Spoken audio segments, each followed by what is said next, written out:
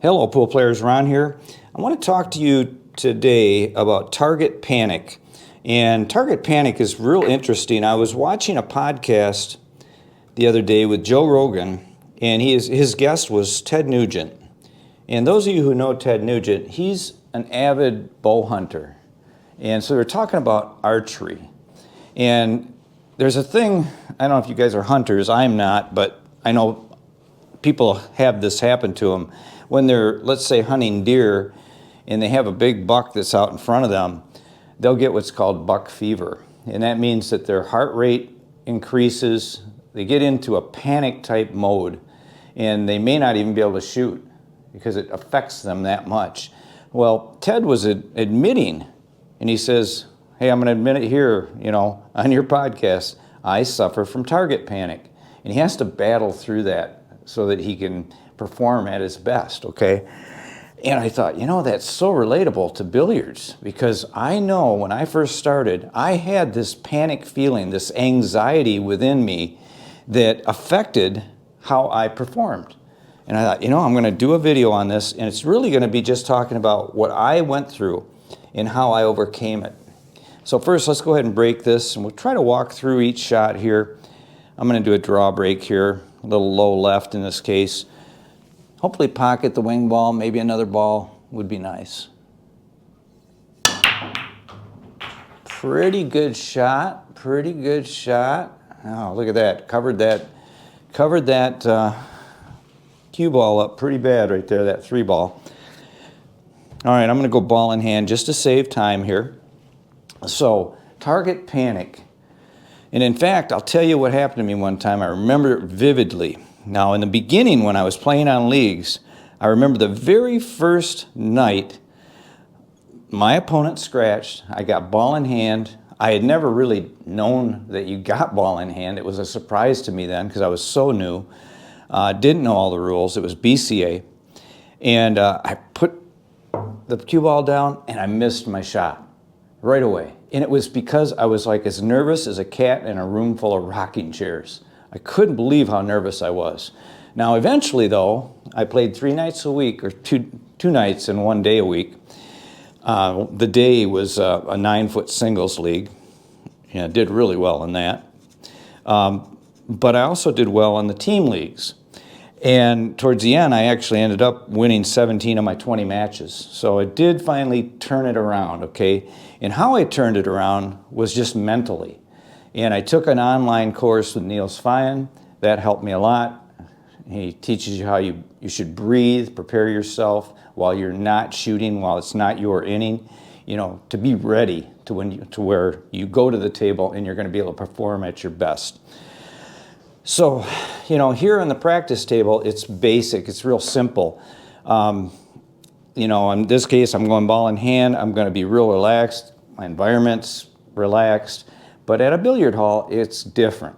It is very different, but you can still channel what you have here at your home at the billiard hall, if you know how to do it in your own mind. So I'm going to go ahead and try to do that. And in this case, I'm going to go ahead and look at how I can get on this 3 to get back to this 5.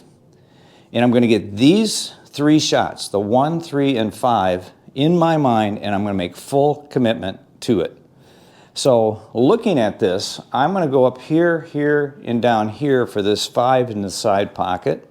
And then I should be able to run out if I can do that. So the first shot I'm going to do right here is I'm going to give it a little bit of a draw. And now this is where target panic comes in.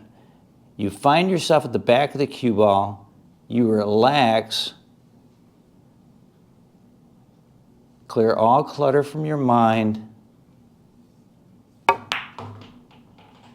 and make a stroke. I got an angle like I want.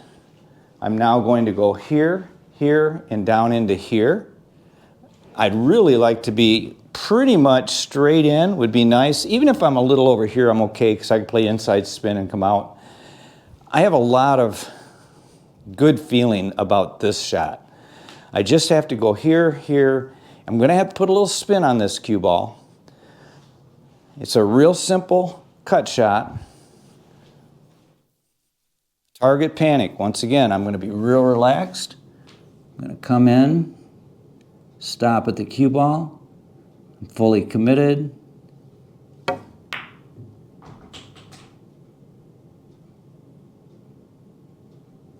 That's exactly where I wanted it to be. Could have been a little couple inches more. That's okay.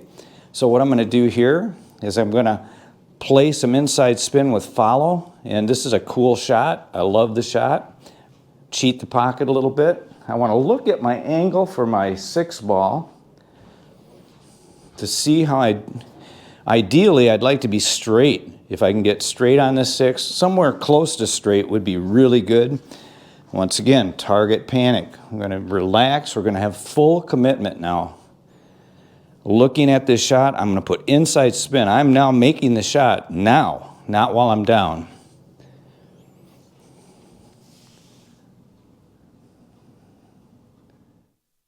Settle at the back of the cue ball. There it is. Am I straight? Probably not. Pretty close. So what I'm going to do here, I'm going to follow it. It's going to go over here with a little inside just to put the cue ball right around there, because if I have this kind of a shot, a little angle, I can go here and back out for the 8. Once again, target panic. We're going to relax. We're going to breathe.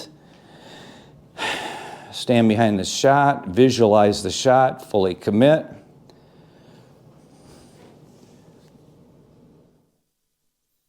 Little inside here.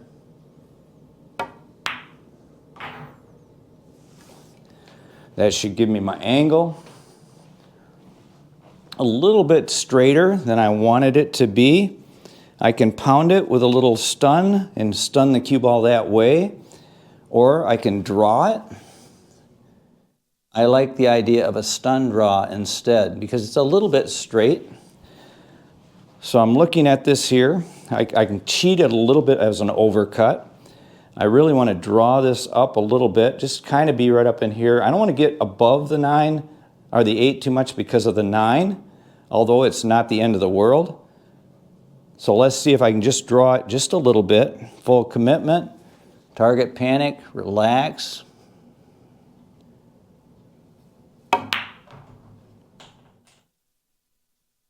Looks pretty good right there. Ideal. I even have the right angle. We're going to remove this rack, this template rack, because that can be distracting. Typically I don't, but I think it's a good idea for you to do that if you have a template rack out there. So what I have here is I have a nice, easy cut, little cut back into that corner. And if I draw this cue ball, I could probably be pretty straight in on this 9. Okay, so I'm committing. This is me committing right now before I even get on the shot. We're doing this at the leagues as well. You want to take your time with these and relax. Take your breaths, relax. No target panic here.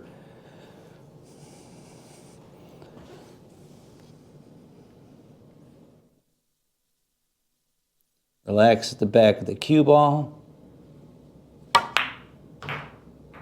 And make a nice easy stroke.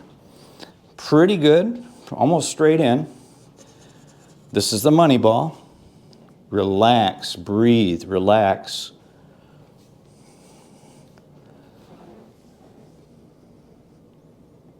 I'm going to put some draw on the cue ball here.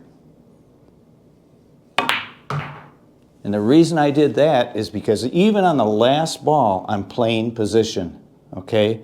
That's another tip for you guys. If you want to look at that podcast, Joe Rogan, Ted Nugent, I believe it's at the 2:01:40 time mark. So if you start at 2:01, there's a pretty lengthy segment there about how to aim in archery in becoming one with the bow, but becoming one with the cue. Same thing, you guys. In fact, they even mention it. All hand-eye coordination sports require this Zen feeling within your mind. I hope this is helpful. All I can tell you, breathe, relax, Commit to the shot, stroke smoothly, and you'll get out more often. Thanks for watching, and until next time, like I always say, keep on practicing.